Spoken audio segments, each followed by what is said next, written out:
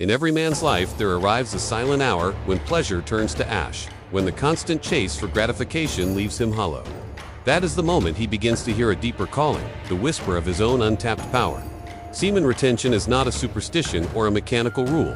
It is a rebellion against the erosion of will, a return to the discipline that once made men kings, sages, and conquerors.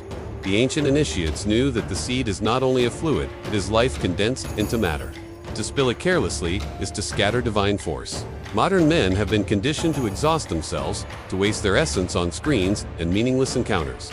They are praised for indulgence but mocked for restraint. Yet, it is restraint that sharpens a man into something rare, a man of command. Enter the feminine, the eternal crucible. The woman is not merely an object of desire. She is the test itself. Her beauty, her allure, her emotional magnetism, all are flames licking at the walls of the man's inner forge. She does not weaken him by existing. She weakens him only if he collapses before her gravity. The wise man learns not to run from that heat but to endure within it, to stand still as his lower nature burns away. Semen retention, then, is not the denial of the feminine. It is her recognition as the alchemical fire that purifies. She becomes the mirror that exposes what remains unmastered in him. Each temptation is a question, whispered by destiny. Will you surrender your essence to fleeting sensation, or will you transmute it into purpose? Temptation has always been the oldest examination of the masculine soul. It appears in many forms: the glance of a woman, the pulse of lust, the hunger for validation. In truth, these are not enemies. They are invitations to mastery. The feminine crucible is where a man's hidden weakness is revealed, where his emotional body trembles before the call of desire. Semen retention turns this battlefield inward. When a man chooses to hold his seed, he does not merely abstain, he confronts himself.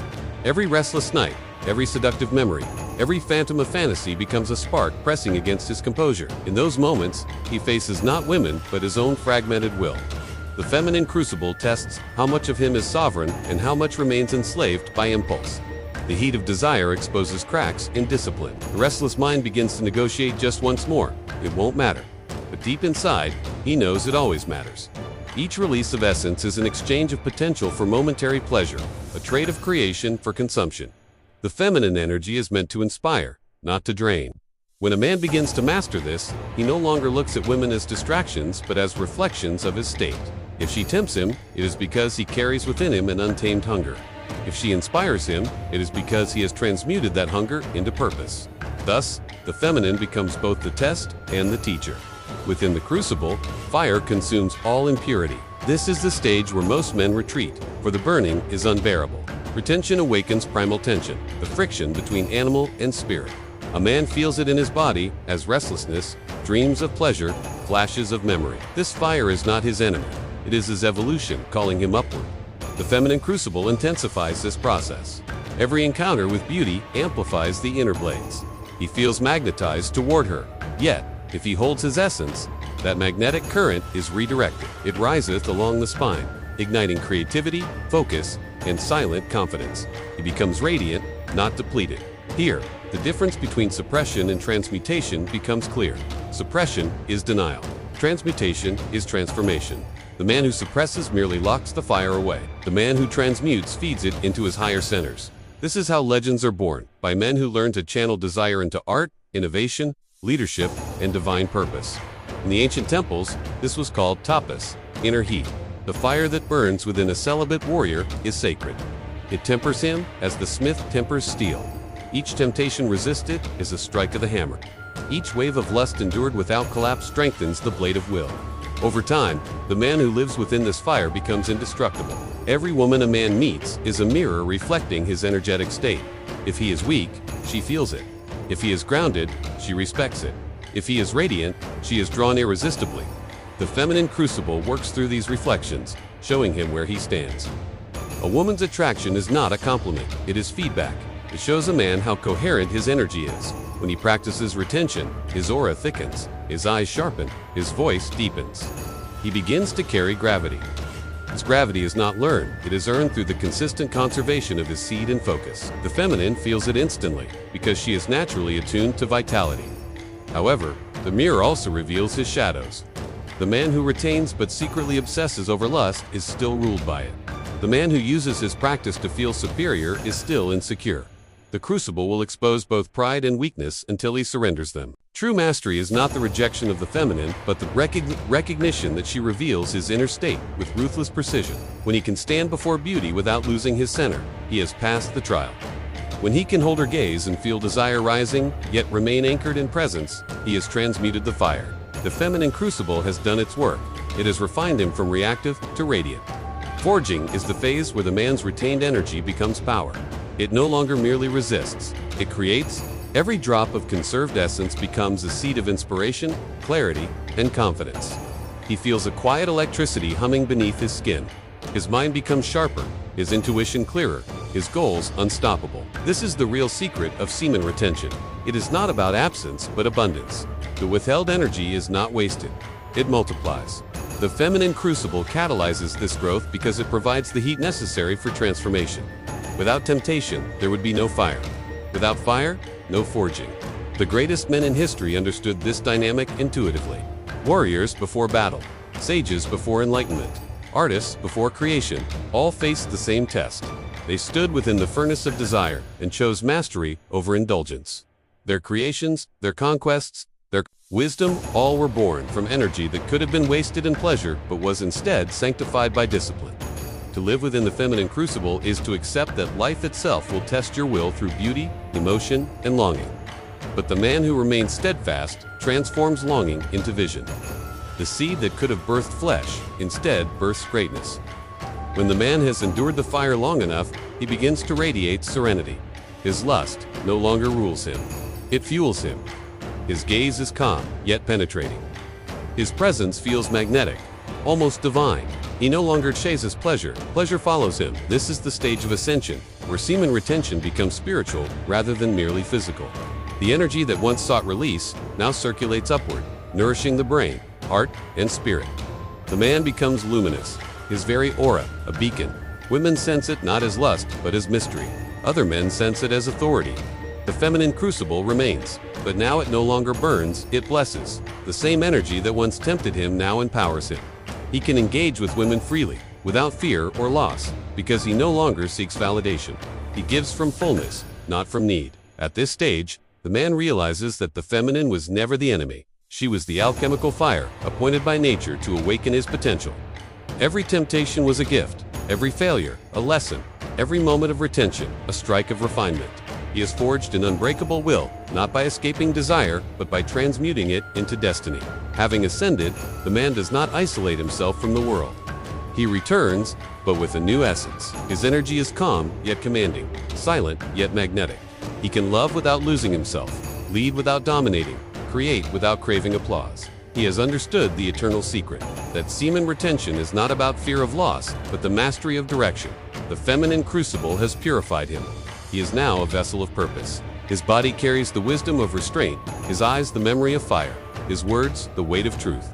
In the end, the practice is not merely about holding seed. It is about remembering who you are when every external pull tries to make you forget. It is the art of standing still within the storm of attraction and letting that storm carve you into a statue of resolve. The man who lives his truth walks differently. His silence speaks, his energy commands. He no longer seeks approval because he has met the source within himself. And when he meets the feminine again, he does not collapse into her. He dances with her as equals, as divine counterparts in the eternal game of creation.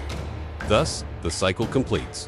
The feminine crucible has done its sacred work, turning desire into destiny, lust into light, and man into master. In the end, all mastery returns to a single choice, to live by impulse or by intention.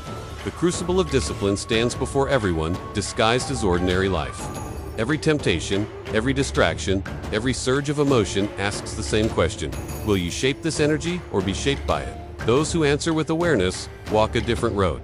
Their eyes are steady, their words few, their impact immense. They have turned desire into destiny, motion into meaning, and time into art. That is the quiet miracle of discipline. It does not erase passion, it purifies it.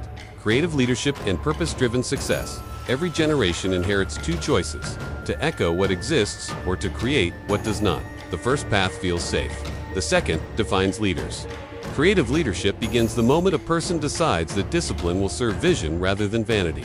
It is not about commanding others. It is about commanding focus in a distracted age. The leaders who shape history do not chase applause, they chase clarity. They begin where discipline meets imagination.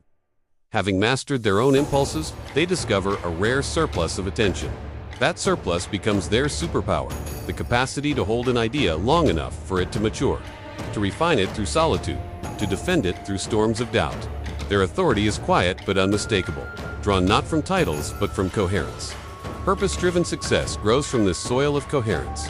It is success measured not by volume but by direction, by how precisely one's efforts serve a principle larger than comfort. The world is saturated with ambition, yet starved for meaning. The leader's task is to fuse the two. They ask, what deserves my energy? Rather than what will make me visible. Once that question governs decisions, work becomes devotion. Creative leadership demands three virtues: vision, restraint, and service. Vision is the ability to see the invisible, to sense possibilities before evidence appears. Restraint guards vision from dilution. It keeps brilliance from scattering into vanity projects and digital noise. Service converts private mastery into public value. Without service, genius becomes self-worship. With it, genius becomes culture. Such leaders build not empires of followers but ecosystems of growth. They mentor, not manipulate. Their influence expands through authenticity because people recognize integrity as a frequency, not a slogan. In their presence, others feel permission to become more disciplined, more daring, more themselves. Purpose-driven success also redefines failure. Setbacks cease to threaten identity. They become data. The disciplined creator studies every collapse like an engineer examines stress points in steel. Each crack reveals where structure must be strengthened. Over time, resilience replaces luck as the foundation of progress. Externally, the fruits of this philosophy look like innovation and leadership. Internally, they feel like peace. The mind, once divided by craving, now acts as one instrument tuned to meaning. This inner unity radiates outward, shaping companies, communities, even families. People sense when a leader's confidence is rooted in integrity rather than performance. They follow not because they are ordered to, but because coherence is magnetic. Purpose-driven success is therefore not a destination, but a rhythm. Focus, creation, reflection, renewal. Each project completed refines the next vision. Each moment of humility refreshes wisdom. The creative leader learns to walk the paradox-intense ambition housed in calm acceptance. They act fiercely, yet never frantically, knowing that true progress unfolds at the pace of depth, not haste. Ready to prove you were here? 2 quick things. First, absolutely crush the like button and subscribe. Don't miss the next level of power. Second, tell me where you're dominating. Drop your city or country in the comments right now. For behind-the-scenes insights and direct Q&A, you need to be in the Telegram channel. The link is in the description. Help someone else find their power. Share this video immediately. Go get after it.